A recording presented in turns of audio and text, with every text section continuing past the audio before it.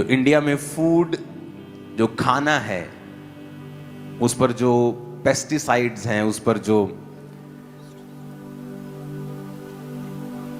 Chemicals हैं, उस पर जो मिलावट है, परमेश्वर उसे दूर करे। ये एक आम्रा चर्च है हमारी, देख सकते हो आप लोग। अभी तो कंप्लीट नहीं हुई, कंप्लीट हो जाएगी, दिखाएंगे आपको। चलते हैं, वचन सुनते हैं और आप लोगों को भी वचन सुनाते हैं। तो बने रहना वीडियो के साथ, लाइक शेयर और सब्सक्राइब कर देना चैनल को। धन्यवाद।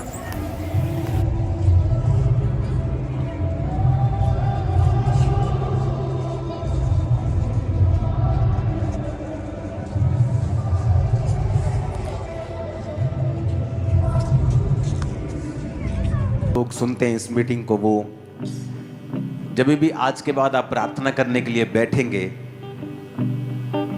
तो इस चीज के लिए प्रार्थना करें कि जो इंडिया में फूड जो खाना है उस पर जो पेस्टिसाइड्स हैं, उस पर जो केमिकल्स हैं, उस पर जो मिलावट है, परमेश्वर उसे दूर करे। ओके। आगे होता था, पहले क्या होता था कि हाँ, किसी की पर्सनल कोई दुकान है छोटी सी, उसने दूध में डिटर्जेंट मिला दिया, कुछ ऐसी गड़बड़ कर दी। अब तो ये न्यूज़ आ रही है कि बड़ी बड़ी फैक्ट्रीज, बहुत बड़े बड़े नाम हैं जिनके, वो भी उन चीज़ों में मिलावट कर रहे हैं। लेकिन मुझे नहीं मालूम कि इंडिया के लोग क्या, हम लोग क्या कर रहे हैं, हमारे पॉलिटिशियंस क्या कर रहे हैं, हम लोग क्या कर रहे हैं। कोई इस पर ध्यान नहीं है, कोई किसी का मन नहीं है। अगर आप न्यूजीलैंड में, मैं जब वहां रहा हूं 20 दिन,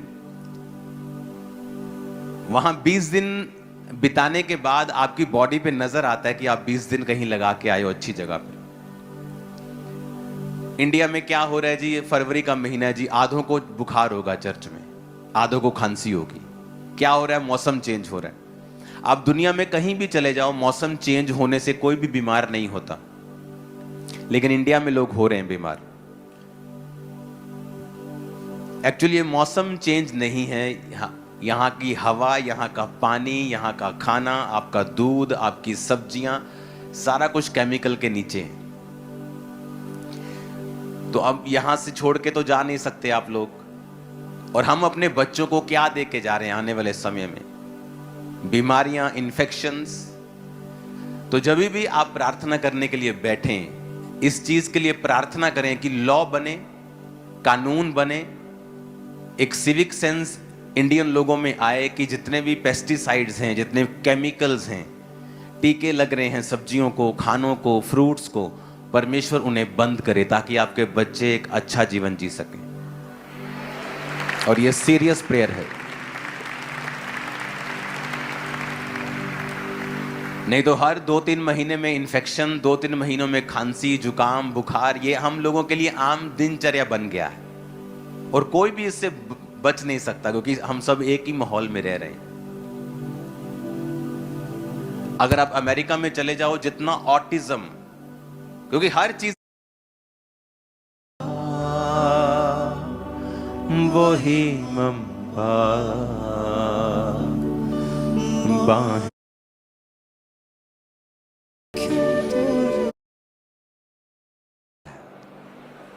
आमीन।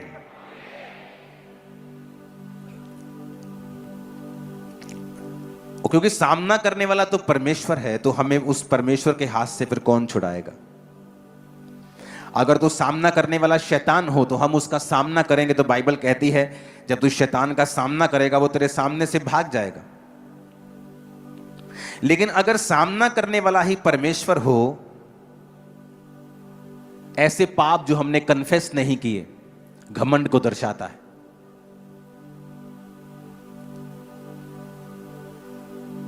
अपने नीचे काम करने वालों को आप तंग करो, यह घमंड को दर्शाता है।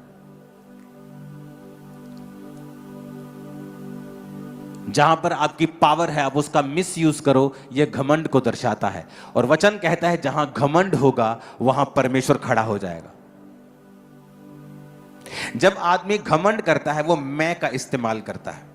मैं, मेरा, मेरे सामने तू ऐ कीता, तेरी हिम्मत कितना हुई मैनू कहण दी।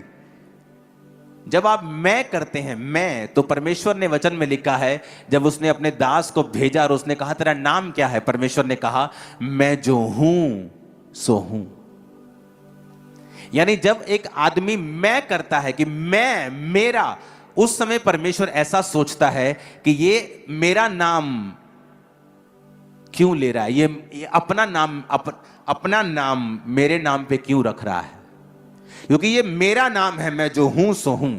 जब आदमी करेगा मैं, तो परमेश्वर वहां खड़ा हो जाता है, क्योंकि वो अपने आप को फिर डिफेंड करता है वहां कि तू मेरी जगह कैसे ले सकता है, क्योंकि मैं जो हूं सो हूं ये सिर्फ कहने वाला परमेश्वर है और कोई नहीं।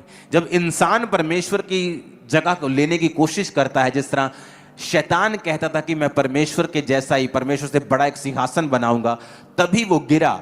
जब भी आप मैं करेंगे, मैं, मेरा, तेरी ऐसी थी तैसी, तो बाइबल कहती है शैतान नहीं, परमेश्वर आपका सामना करेगा। वो आपके सामने खड़ा होगा, आपको तकलीफ देगा, आपको बांधेगा, आपको लिमिटेड करेगा, क्योंकि शैतान नहीं, परमेश्वर आपके खिलाफ खड़ा होगा। मेक श्योर जब आप चर्च में आए एक दूसरे को ग्रीट करें, वॉलंटियर्स को ग्रीट करें, वॉलंटियर्स आपको ग्रीट करें, हाथ जोड़कर आपकी वो वेलकम करें, आप भी हाथ जोड़कर उनके वेलकम को स्वीकार करें। अपनी फैमिली में, अपने मोहल्ले में, अपने नगर में मेक श्योर आप ऐसे काम करें जिससे आप हम्बल बने रहें।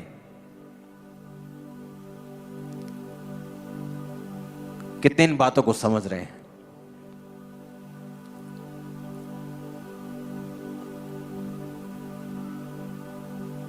इस चर्च को उठाने से पहले ये मेरी एक आदत होती थी कि मैंने पास्टर्स के पैरों को धोया है दूध से। एक दो नहीं, लाइंस, बिग लाइन। कई बार हम किसी के पैरों को जब धोते हैं, हम कहते हैं कि हमने पैर को धोया। मैंने हर पास्टर के पैर को धोया। हर आदमी आपको ये गवाही देगा जिसने मुझे 15 साल जो पहले मिला होगा। ऐसे कामों को जानबूझ के करें जिससे आप हम्बल बने रहें। कई बार आपकी पोजीशन इतनी हाई होती है, आप इतने अनॉइंटिंग में होते हैं, आप इतने पावरफुल होते हैं, दोनों तरफ से, स्पिरिचुअली, फिजिकली, सांसारिक दृष्टि से भी आपका घमंड में आना स्वाभाविक होता है। लेकिन अगर आप स्पिरिचुअल हैं, आपको मालूम है, आप वही काम करते हैं जिससे आप हम्बल बने रहें।